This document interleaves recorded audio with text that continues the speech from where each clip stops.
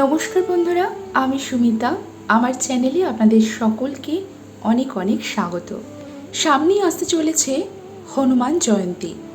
পবনপুত্র হনুমানজির জন্মদিন প্রত্যেক বছর চৈত্র মাসের পূর্ণিমার দিন পালন করা হয়ে থাকে। এরকম শুভ দিনে হনুমানজির জন্ম মা অঞ্জনীর গর্ভ থেকে হয়েছিল।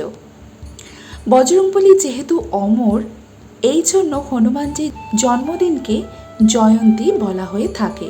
সেই দিনটি হনুমানজির জন্মতিথি বলে পালন করা হয়।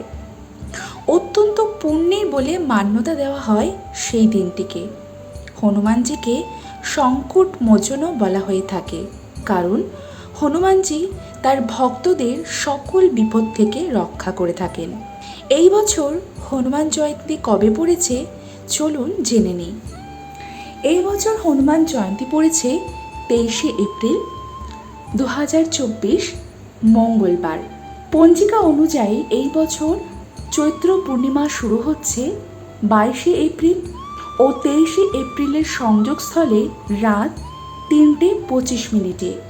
পুণ্যতিথি থাকবে 24শে এপ্রিল ভোর 5:18 পর্যন্ত এবং হনুমানজির পুজোর শুভ সময় 23শে এপ্রিল মঙ্গলবার সকাল 9:03 থেকে দুপুর 1:58 পর্যন্ত এবং রাতে পুজো করার জন্য সুসময় 23শে এপ্রিল মঙ্গলবার রাত 8:14 থেকে রাত 9:35 পর্যন্ত।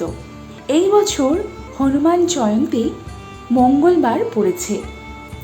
হনুমান জয়ন্তী মঙ্গলবার বা শনিবার পড়লে এর গুরুত্ব অনেক বেশি বেড়ে যায়। এই দুটো দিনই বজরংবলীর জন্য সমর্পিত। তাহলে চলুন বন্ধুরা দেখে নিই যে হনুমান জয়ন্তীর দিন আপনারা বাড়িতেই কিভাবে খুব সহজভাবে হনুমান জয়ন্তী পালন করবেন এবং হনুমানজির পুজো করবেন। হনুমানজি লাল ভীষণ পছন্দ, লাল রং ভীষণ পছন্দের, তাই হনুমানজিকে কাপড় কিংবা আসন যখনই পাতবেন লাল রঙেরই পাতার চেষ্টা করবেন। আমি ওই আসনটা সাজিয়ে নিয়েছি। সাজিয়ে নিয়ে পুজো শুরু করবার আগে প্রথমেই আমি এখানে প্রদীপ জেলে নিচ্ছি। প্রদীপের মধ্যে আমি 3টে লবঙ্গ দিয়ে দিচ্ছি। ধূপ প্রদীপ প্রথমেই জেলে নিতে হবে। অনেকে এখানে জুঁই ফুলের তেলও ব্যবহার করতে করেন অনেকে, সেটাও আপনারা করতে পারেন, নইলে সর্ষের তেল ব্যবহার করতে পারেন। তারপর আমি হাতে একটুখানি গঙ্গা জল নিয়ে প্রথমে আচমন করে নেব। ওং বিষ্ণু, ওং বিষ্ণু, ওং বিষ্ণু। এরপর আমি হনুমানজির যে আলেখ্য আছে আমি সেটি স্নানাভিষেক করিয়ে নেব। একটুখানি গঙ্গার জল আর একটুখানি অগরু নিয়ে নিয়েছি। নিয়ে আমি হনুমানজির আলেখ্যটিকে আমি মুছিয়ে নেব, খুব ভালো করে মুছিয়ে নেব।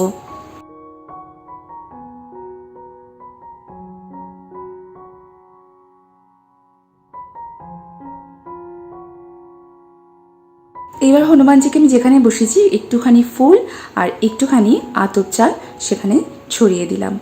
এরপর আমি হনুমানজিকে লাল চন্দনের তিলক করে নিচ্ছি।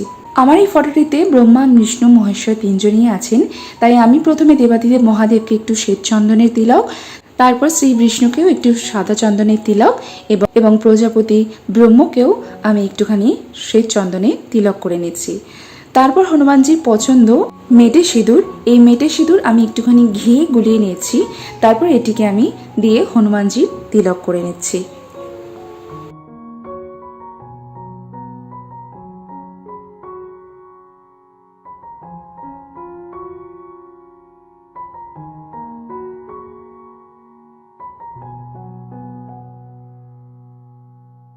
এবার আমি দেবাদিদেব মহাদেবের উদ্দেশ্যে একটি ফুল এবং বেলপাতা মহাদেবকে অর্পণ করছি।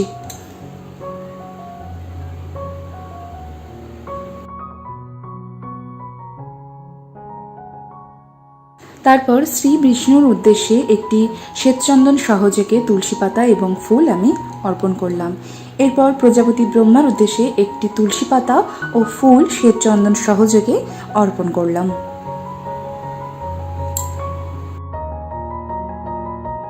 এরপর আমি শ্রী রামচন্দ্রের উদ্দেশ্যে ভগবান হনুমানজির বুকে রামচন্দ্রের ছবি আঁকা আছে, তার উদ্দেশ্যে একটি তুলসী পাতা এবং ফুল চন্দন সহযোগে আমি অর্পণ করলাম।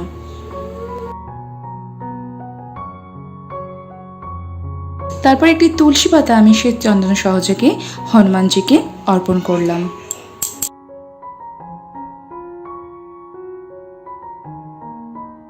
তারপর এই 3টি লাল ফুল আমি শ্বেত চন্দন সহযোগে হনুমানজিকে অর্পণ করলাম। তারপর একটি ফুলের মালা আমি হনুমানজিকে পরিয়ে দিলাম। এরপর হনুমানজির আসনটি আমি একটুখানি ফুল দিয়ে সাজিয়ে নিচ্ছি।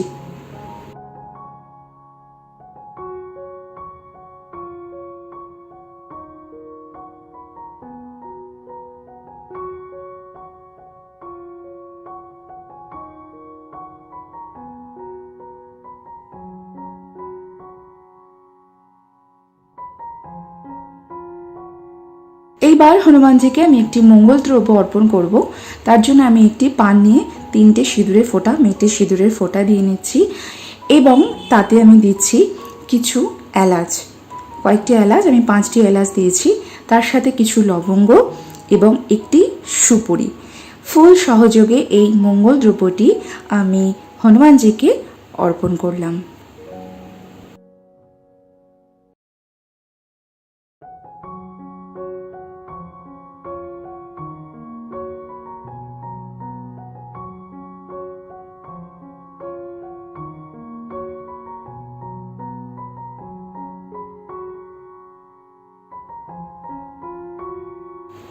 এরপর আমি হনুমানজিকে হাত জোড় করে প্রণাম করে নিচ্ছি।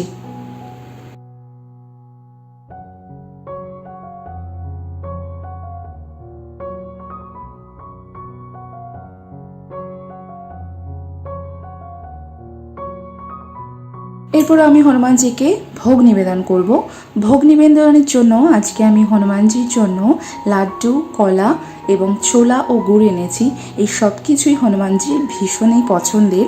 আপনারা অবশ্যই একটি কলা অবশ্যই নিবেদন করবেন, কারণ কলা হনুমানজির ভীষণ পছন্দের। তাছাড়াও লাড্ডু, ছোলা, গুড় এই সব কিছুই হনুমানজির ভীষণ ভীষণ পছন্দের ভোগ। তো আপনারা সব জোগাড় করতে পারলেও খুবই ভালো, না জোগাড় করতে পারলে যেটি আপনারা পারবেন সেটি জোগাড় করে হনুমানজিকে ভোগ নিবেদন করবেন। তারপর আমি এখানে পানীয় জল নিবেদন করছি। ভোগের উপরে আমি খানিক ফুল ছিটিয়ে দিচ্ছি।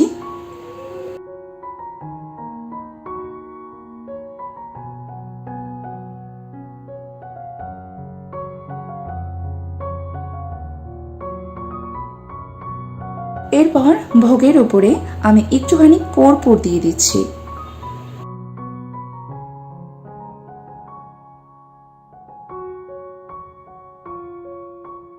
হনুমানজিকে আমার ভোগ নিবেদন করা হয়ে গেছে। প্রতি মঙ্গলবার আপনারা খুব সহজ সরল নিয়মে এইভাবে হনুমানজির কিন্তু পুজো করতে পারেন।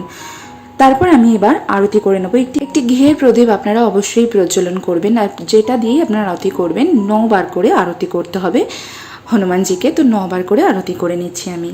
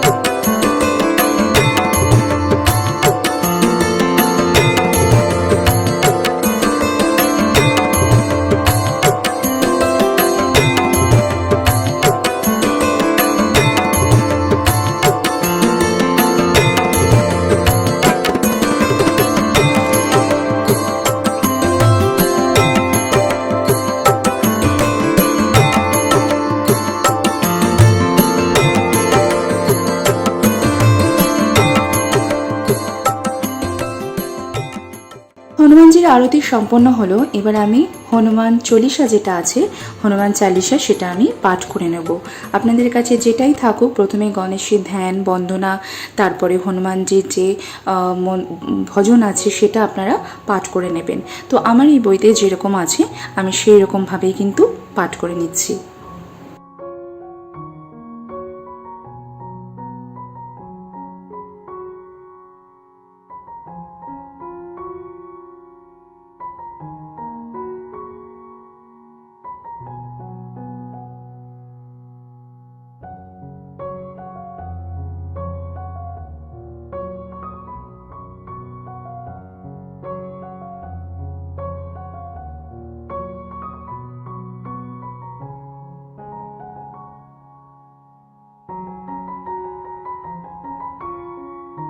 আমার এখানে শ্রী শ্রী হনুমান চালিসা পাঠ করা হয়ে গেছে।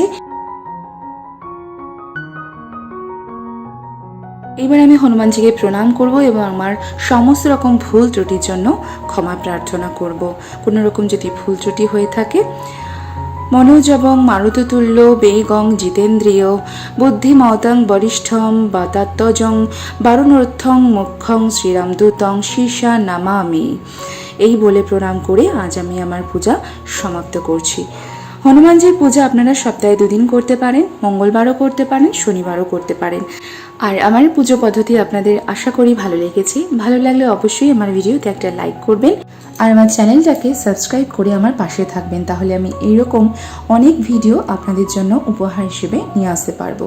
তো আপনারা এইভাবেই প্রত্যেক মঙ্গলবার এবং শনিবার হনুমানজির পূজা করবেন।